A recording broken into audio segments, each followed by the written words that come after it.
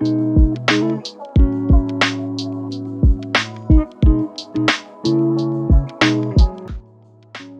I am Keelie Webb and I am one of the English tutors at Oxbridge. So I lived and worked in London for 9 years and then moved up north to a very small village that's got loads of sheep in the road. That's amazing. I love reading, so I've just found book Twitter and it's changed my life. It's so amazing. But yeah, I love the cinema as well. I wish I was going out a bit more to see the cinema. Love a good story. And I have just started running, and I say that really hesitantly. So the Couch to 5K, I'm on it, but hopefully this time next year I'll be saying I actually am doing it rather than I'm learning to do it. I love tutoring because I'm actually a bit weird and I really love marking. So because I've got time to really sit down with everyone's piece of work and really read it and think about how it's laid out, how it's organised and how I can really help, I love having the time to do that, and I love the fact that I can give individual feedback. Also, people are interested in the subject. They've signed up to do this. What is better in the world than getting to spend time with people who love the subject as much as I do? It's brilliant. I love English because I just think the whole world is better if you can communicate, and everyone's got their thoughts and feelings and ideas, and if they can't put that onto a page or they can't put that into words, then people really struggle.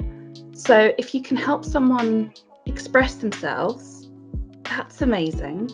And also, how wonderful is it that we can look back sort of 500 years ago and see how someone else was thinking, feeling or reacting.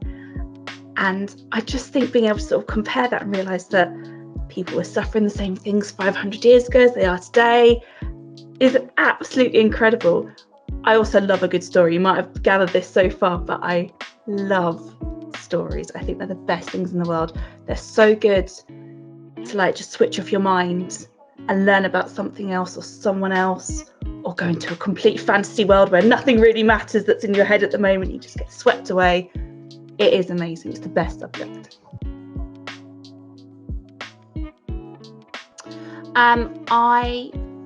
I'm very much into my Netflix at the moment, and so I'm loving The Witcher. That's one I'm really enjoying that story. I'm late to the party, but I just found The Fall, which is a crime drama. Loving it. I realise I am years too late, but it's amazing. In terms of reading, I just read the 7 Deaths of Evelyn Hardcourt, I think it's called. Brilliant in terms of new structure. And I've just started reading, there's a book called Love in Colour, and it's about stories from different parts of the world, and it's all about sort of different romantic folk tales almost, and it's so interesting. I'm loving it.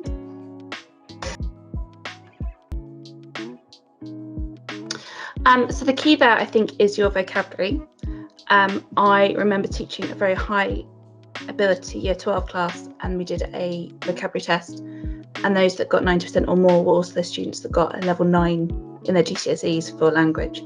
So vocabulary is absolutely the way to go, especially for the language.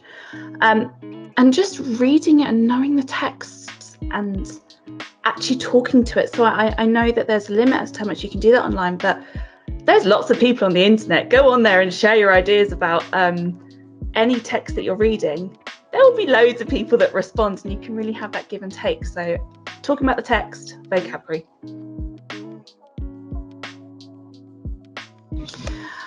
A-level is perhaps more about the structure of the writing. So you really have to think about, it's almost like enjoying an argument. So this is my idea, and this is what I want to say about it, and it's structuring and almost making sure that you're going to convince someone of your complicated idea.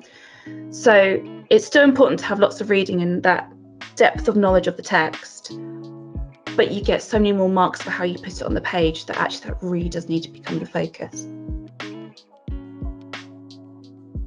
100% do it. It is, I kind of wish I'd had the option when I was studying, because You get to do it at your own pace. You can spend more time on the things that you really enjoy, and you can research them perhaps a bit more. You get to work it around your life. You get someone who's actually going to, listen to what you want to say, and you've typed it up, you've sent it off, and they'll give you some really detailed feedback. And at the end of the day, that is what your exam's going to be. It is going to be what you write on a page and what someone judges it to be grade-wise. So all those things are so important and so useful that I 100% think this is a brilliant idea and a way to go.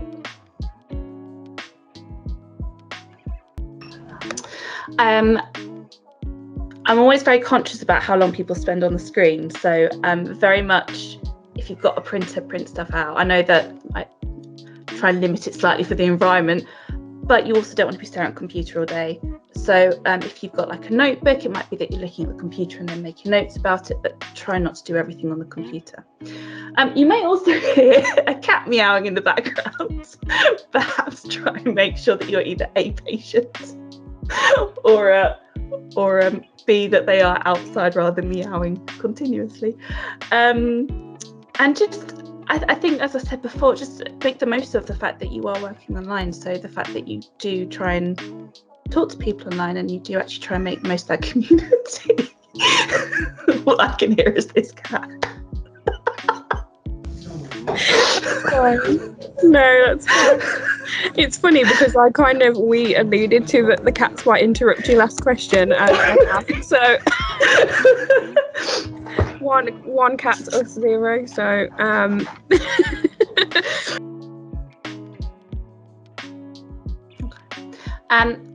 I really enjoy H.G. Wells as the time machine, and that sounds like a really weird answer to give because it's quite a philosophical text, and as much as I love classics, they're not usually my top favourites. But I think it's just such an interesting and clever take on like divisions in society that it's really fascinating.